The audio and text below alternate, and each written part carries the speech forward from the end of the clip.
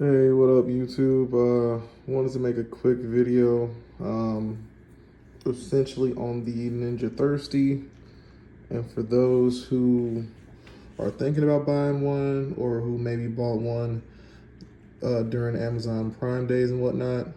Um, yeah, I kind of went down that rabbit hole, and instead of just buying it and going from there with the CO2 canister that comes with it, right? I think one of the first things I did was look into how much does the replacement for the CO2 canister actually cost.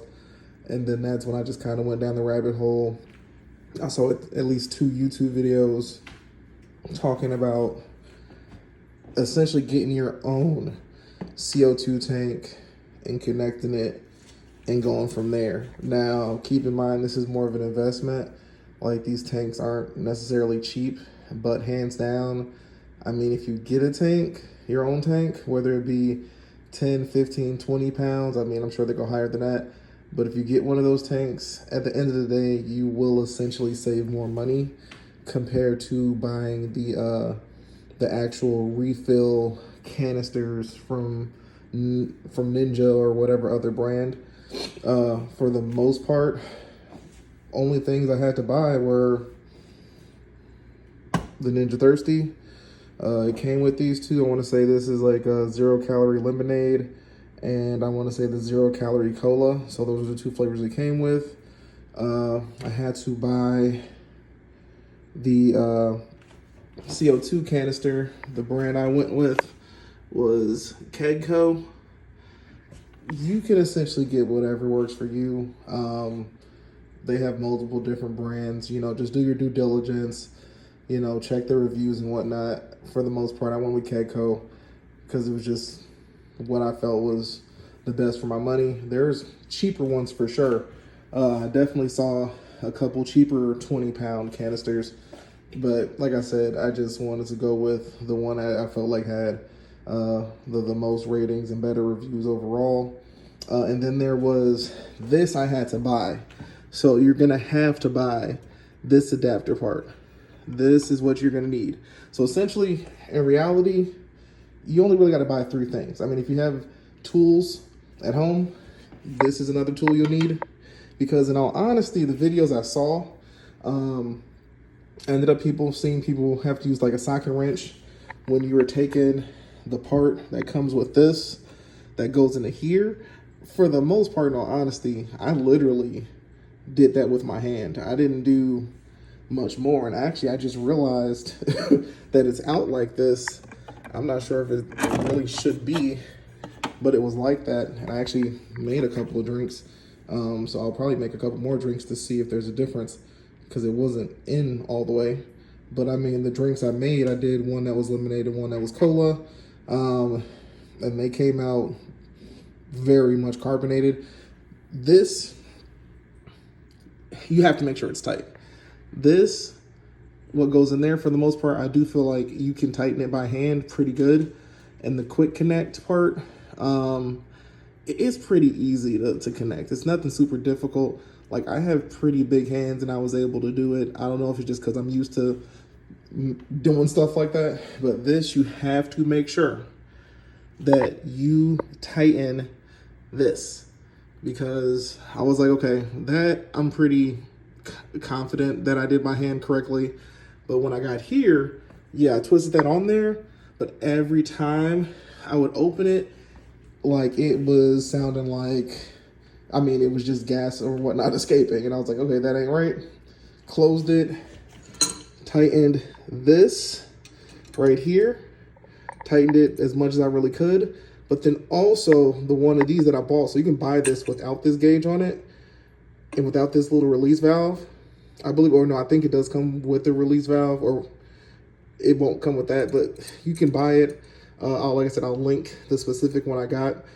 This also has to be tight. So I had to essentially move this thing around until it was nice and tight on here, and then open it and dead silent, right? So like I said, in reality, tank, buy this adapter part, buy your Ninja Thirsti. If for some reason you don't got a wrench, get yourself a wrench. And like I said, you should be able to tighten this by hand. If for some odd reason you can't, you will need, I want to say socket wrench.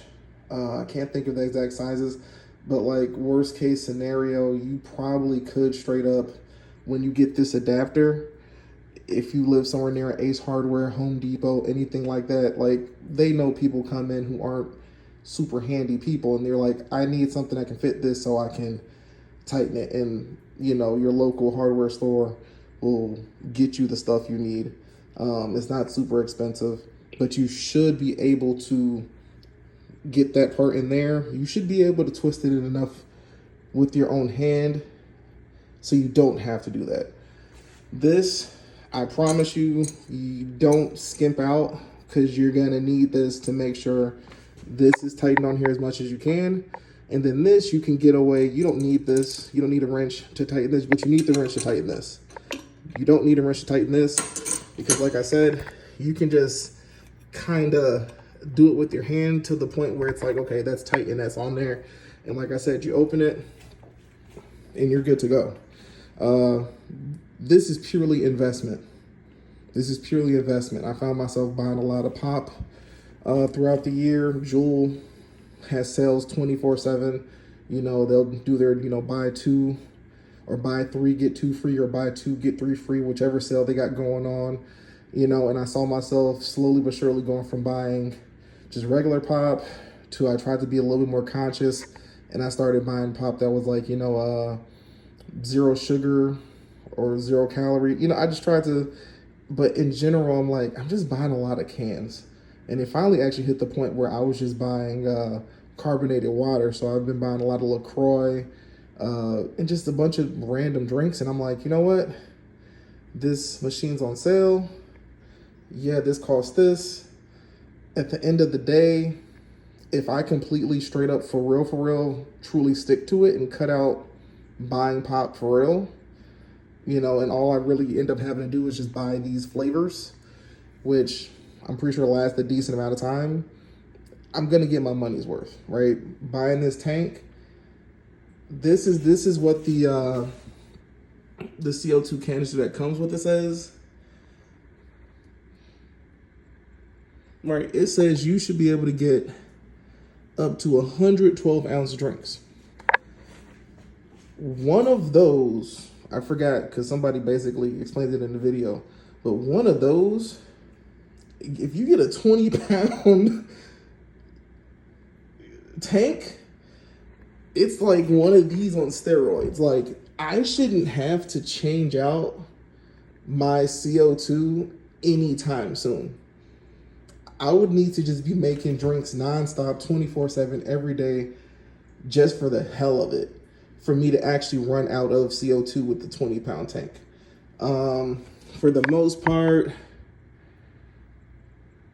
yeah, like this thing is good. You can keep it the way it is. You don't necessarily have to shut it off. I think I'm gonna probably do it when I'm not using it, just to be safe.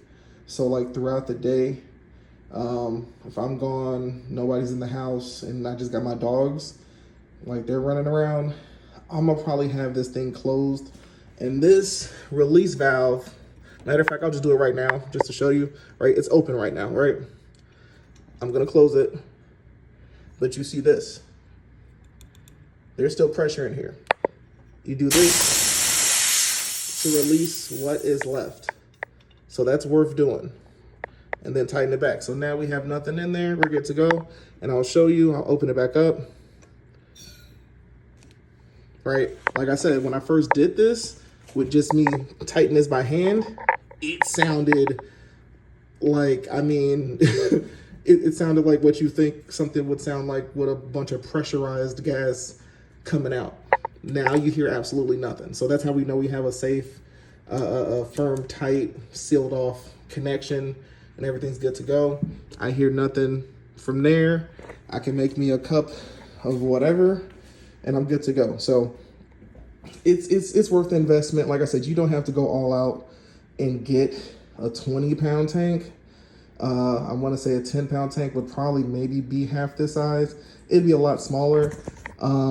Definitely call around before you pull the trigger on doing any of this. Definitely call around any local spots that you can. I'm in the Chicagoland area, and I randomly got lucky and found a spot not that far from my house. It was actually a meadery, not meatery, but mead, like the drink, a winery, a meadery type of spot, who literally, I guess they do this often, they do tank refills, and I mean, it only cost me 30 something bucks. So this 20-pound tank was 30 something bucks. Whereas a lot of other places, they do tank exchanges.